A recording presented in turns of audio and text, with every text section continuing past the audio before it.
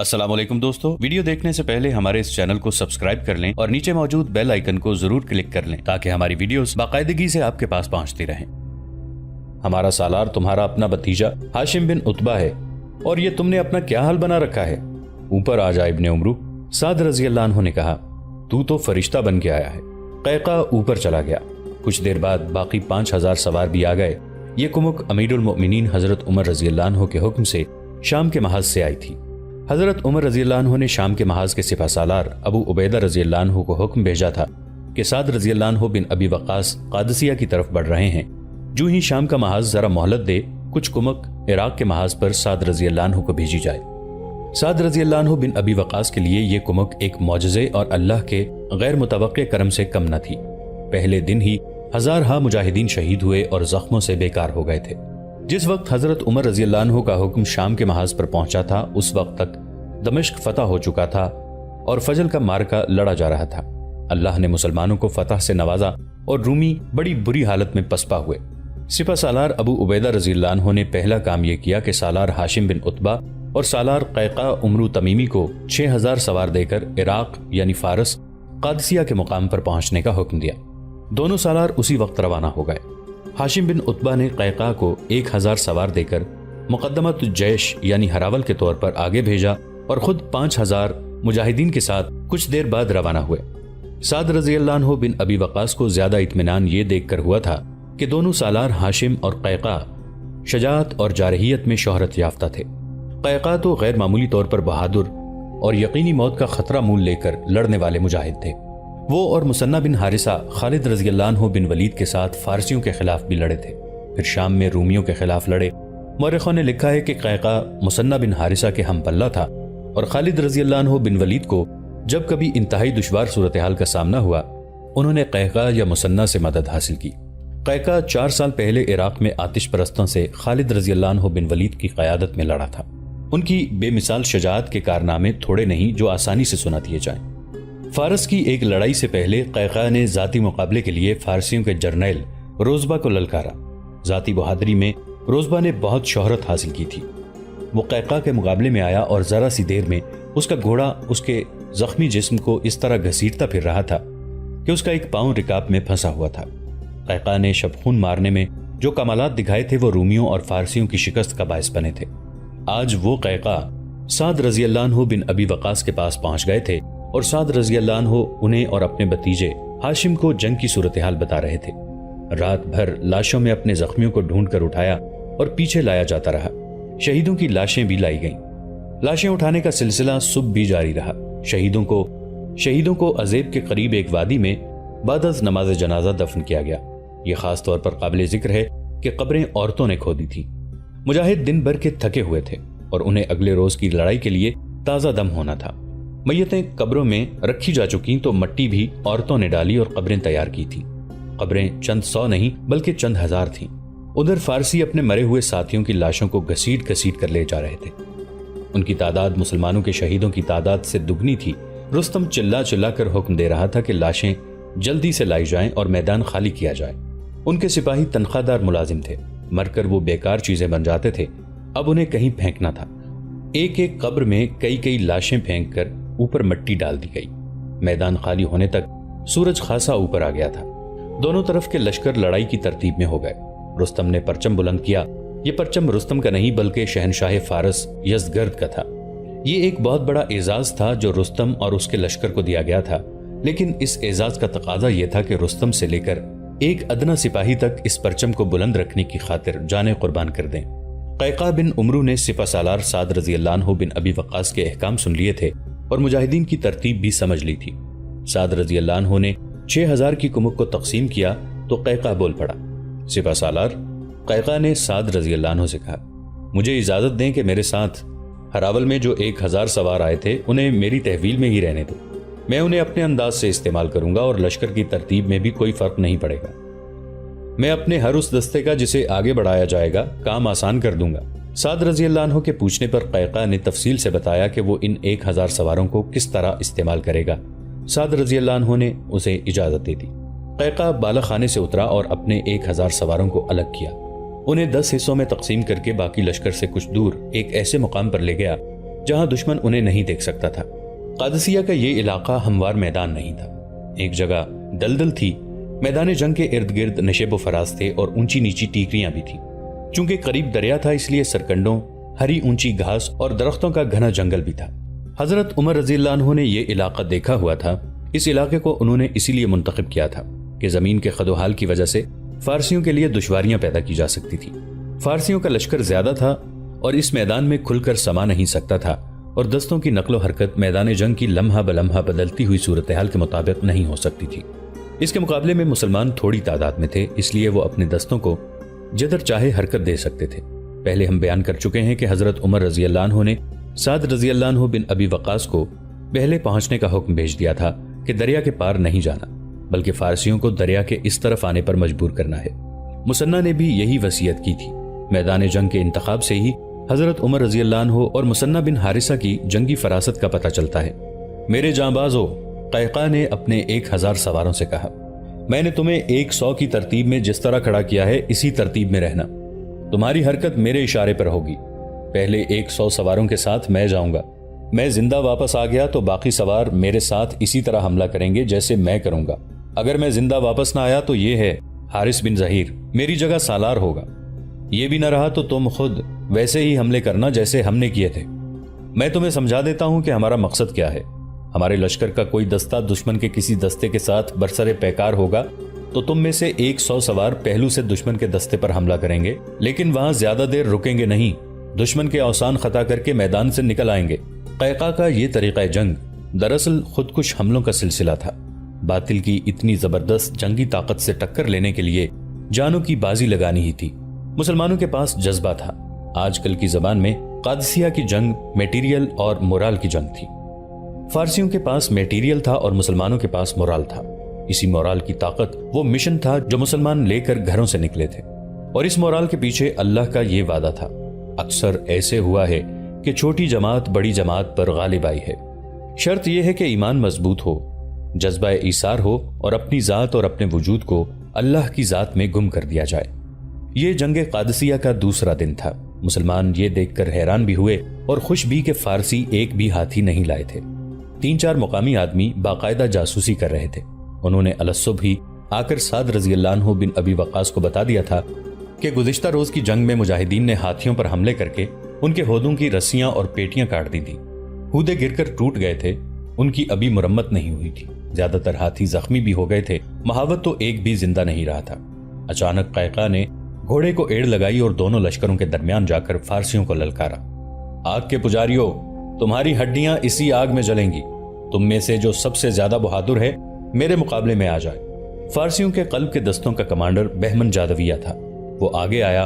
उसका नाम जुल हाजिब था। बहमन जादविया एक खिताब या एजाज था जो उसे फारस की शहनशाही से गैर मामूली बहादुरी और कामयाब जंगी क़यादत के सिले में मिला था। इसमें कोई शक नहीं कि वो गैर मामूली तौर पर बहादुर था। ये अलग बात है कि उसने खालिद रज़ियल्लाहु अन्हु बिन वलीद से भी शिकस्त खाई थी और मुसन्ना बिन हारिसा से भी। ये एक मौजज़ा था कि वो जिंदा भाग निकलने में कामयाब हो गया था।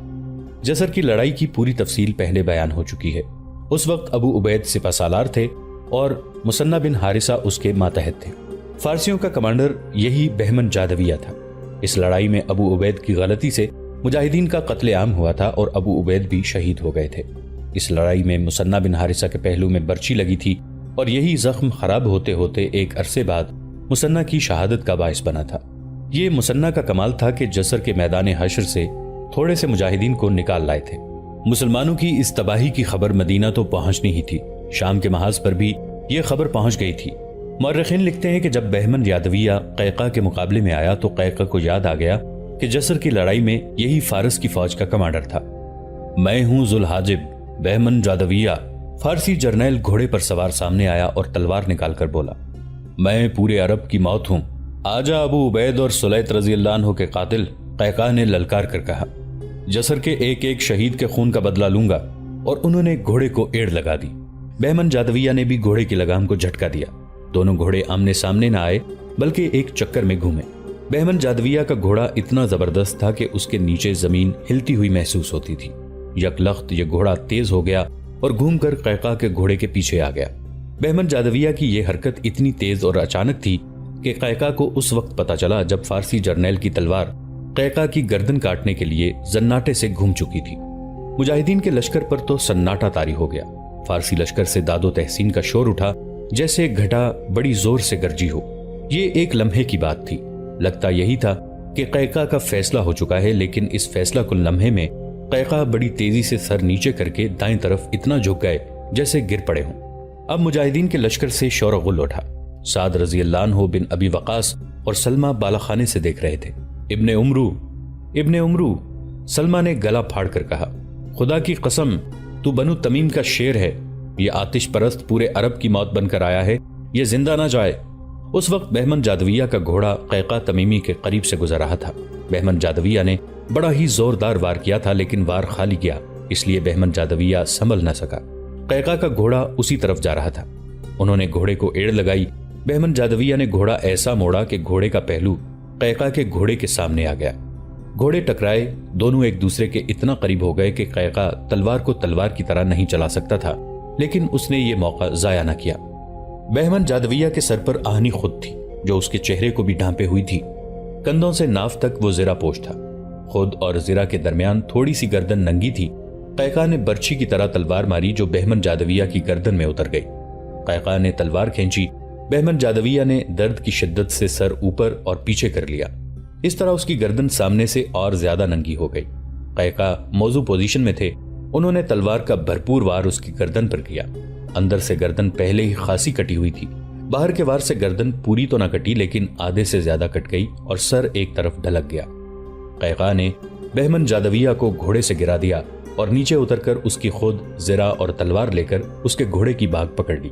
قیقا ابھی اپنے گھوڑے پر سوار نہیں ہوئے تھے کہ انہیں فارس کے لشکر کی طرف سے ایک گھوڑے کے سر پر ٹاپ سنائی دینے لگے۔ ذرا ٹھہر عربی، قیقا نے یہ للکار بھی سنی، زندہ تو بھی نہیں جائے گا۔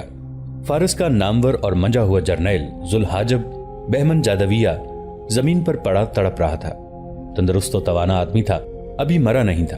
قیقا نے اپنی طرف ایک فارسی سوار کو آتے دیکھا تو انہوں نے بہمن جادویہ کی جو اشیاء اٹھا لی تھی وہ پھینک دیں اور نہایت پھرتی سے اپنے گھوڑے پر سوار ہو گئے۔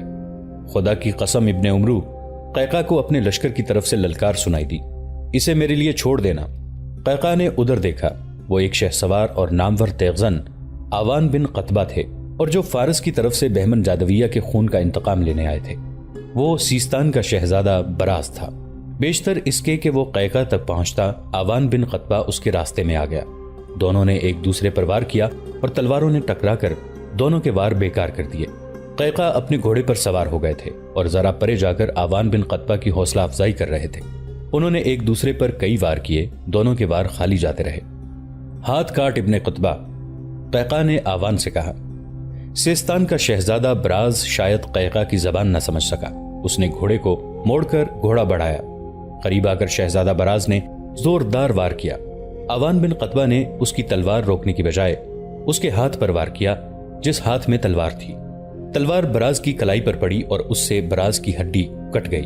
اس کے ہاتھ سے تلوار گر پڑی اور وہ بھاگنے کے لیے گھوڑا موڑنے لگا۔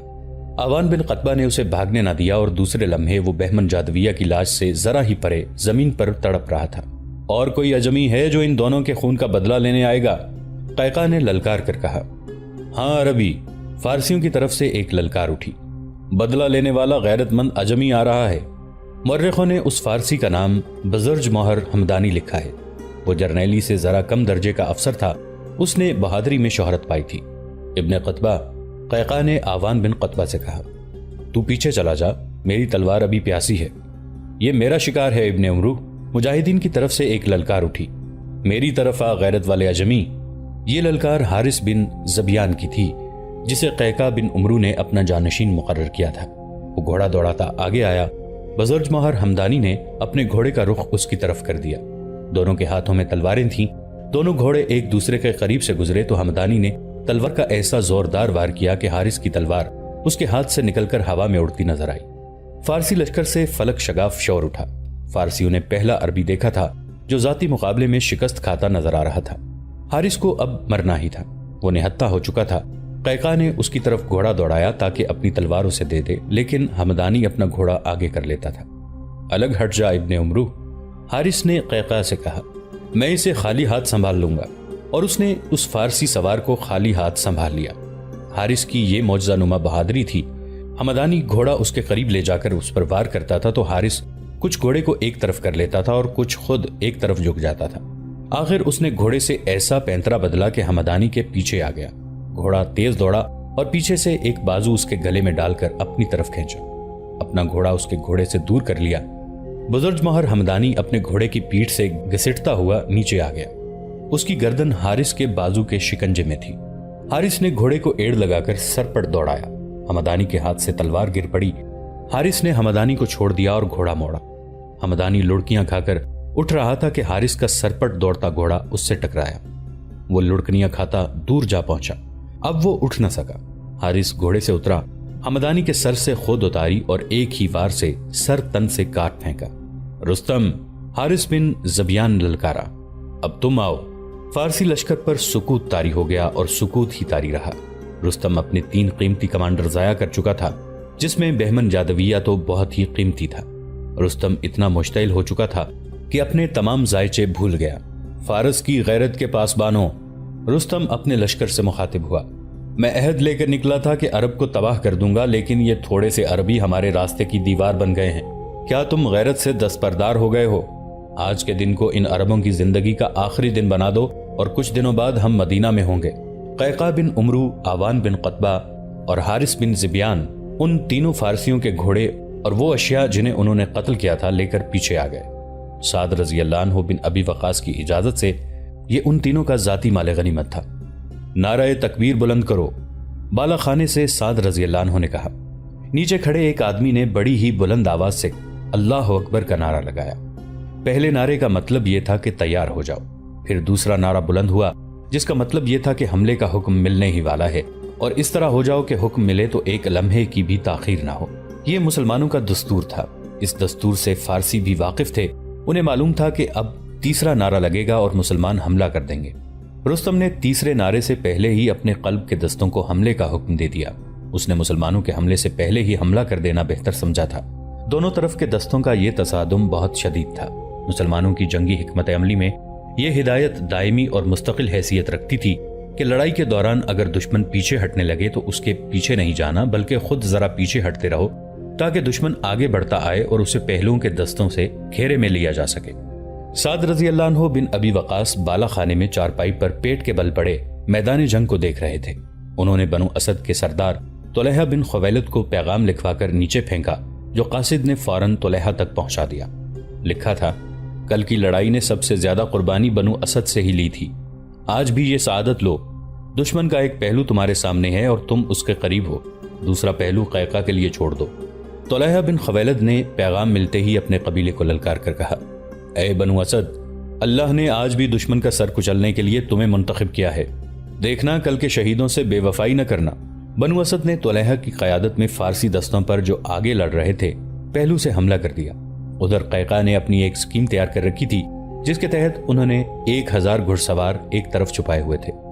انہیں اس نے 100 کے 10 حصوں میں تقسیم کر رکھا تھا اور ہر حصے کا کمانڈر بھی مقرر کر دیا تھا۔ اس نے دیکھا کہ فارسی فوج کے لڑنے والے دستوں کا ادھر والا پہلو غیر محفوظ ہو گیا ہے تو اس نے 100 سواروں سے حملہ کر دیا۔ دشمن کے لیے طلحہ اور قیقاع کے حملے آفت ناگہانی تھے۔ قیقاع نے تو فارسیوں کے ان دستوں کو گھیرے میں لے لیا تھا۔